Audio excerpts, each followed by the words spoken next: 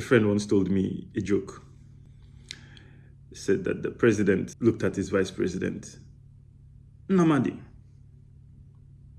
I have noticed that every time we set up commissions of inquiry, we set up committees to find out solutions to serious issues and problems in this country. And at the end of the day, they make recommendations, they do their work, and yet nothing happens, nothing changes. Why is that, Namadi? And Vice President Namadi Sambo looks at Goodluck Jonathan and says, Mr. President, I don't know. I say, good. Set up a committee to find out why. Now, I have good news and I have bad news. The good news is that in this video, I'm going to tell you why we have all these committees and all these panels and they set up all these beautiful recommendations and nothing happens about it. The bad news is that they do not have the answer.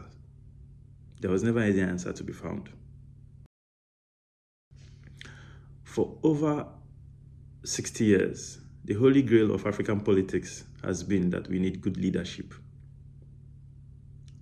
And that once we get good leadership, everything will become perfect. We'll live in El Dorado, we'll have universal basic income, all the men will grow 6 feet tall, have 6 packs, gender-based violence will stop, dogs will stop barking, Arsenal will finally win a trophy, and Tottenham will stop being a terrible football club.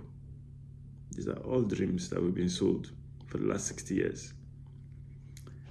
If you take one thing away from this video, it's that the idea that good leadership leads to good outcomes in the political space is a mirage. It's a lie. It's never been true. It will never be true. If this is your first time coming across my content, let me briefly tell you a bit about myself. I'm a legal historian, a constitutional scholar, and committed patriot. Before I started making these videos, I sincerely asked myself one day, what kind of an 80-year-old man, if you live to be 80, do you want to be? I wasn't sure what kind of an 80-year-old man I wanted to be, but I knew one thing I didn't want to be. I didn't want to be the 80-year-old man sitting around still complaining and moaning and whining about all the problems in Africa, like a lot of the 80-year-old men I see. I started this platform to start discussions and conversations that will reset the way we think about things and to bring the benefit of my experience in law, in history, and in the realm of software engineering to debug the issues that are causing the unexpected outcomes we have in the political and social spaces in Africa. That brings me to the crux of this video. We can have everything we dream of in Africa if we, the citizens, can abandon that idea that we need good leadership. Let me prove it to you. In 2012, the fruit seller Abdulaziz set himself on fire in Tunis. This triggered protests in Tunisia, started the Jasmine Revolution that overthrew the dictator of Tunisia. It's been almost 15 years since that year, and we have at least preliminary results which can give us enough to support the thesis we have here. Today, it's closer to a dictatorship than to a democracy, and all the imagined ideas of good governance have led and ended up in frustration. All the so-called bad leaders are gone. Are our brothers and sisters in Arabia living in El Dorado? No. Good leadership is important, but it is not the only thing. Let me tell you why good leadership came to acquire the mythical concept that it has. Before the invention of the printing press, before the invention of mass systems of broadcast technology, in empires and kingdoms, people did not have enough information, people did not have enough direction. So you needed a central system, a central authority to set standards, to enforce them, and to make sure that there was no chaos in the system. This was a hard challenge. Let's go back to the year 1111. If you were alive at that very moment, wherever you are, you do not have more information than the stories that have been told to you by your relatives, by your ancestors, by your immediate environment. You've probably never traveled more than 200 kilometers in any direction in your life. Even if you're a soldier, you've never traveled more than 1,000 kilometers in any direction. Effectively, you're a rube. The bigger pictures of life were quite removed from you. You're a very, very simple person. You needed somebody who had authority, resources on your behalf to think bigger, to go further, and to defend you.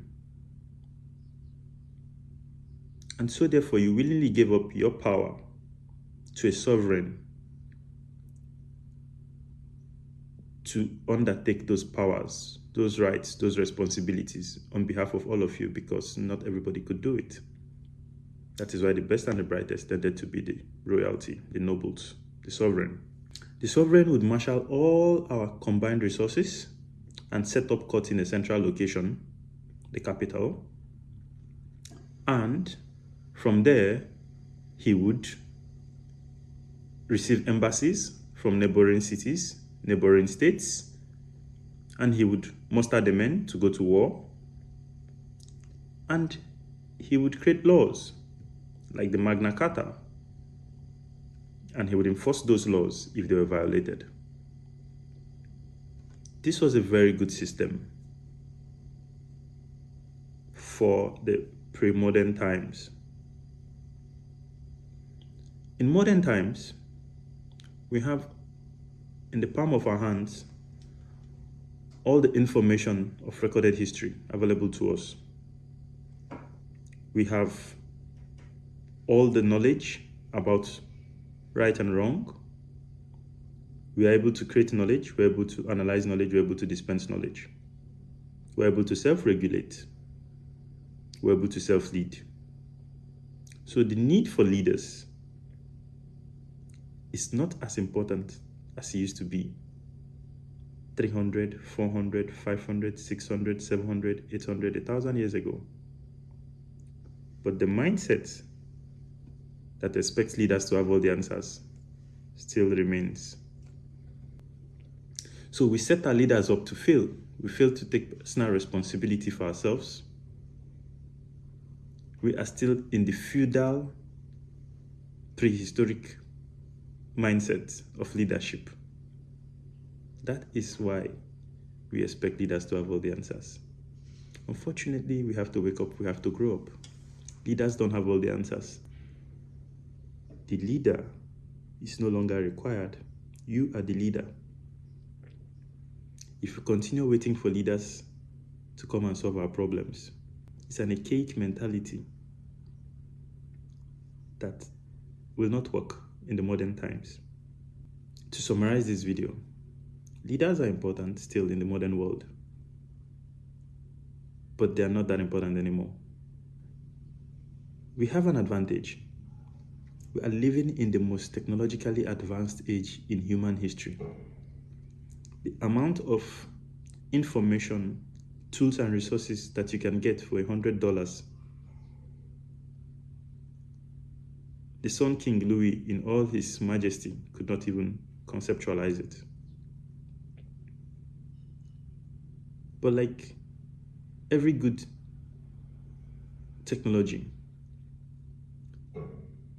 The hardware exists, the software must also exist. The hardware is all the technology, all the knowledge, all the education that we have around us. The software is our thinking about how to use them.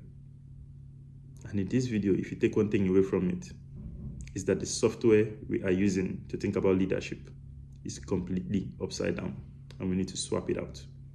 We are the leaders now. Forget the person in the State House. It's not the problem. You are the problem. I am the problem. Change your mind, and we'll change Africa.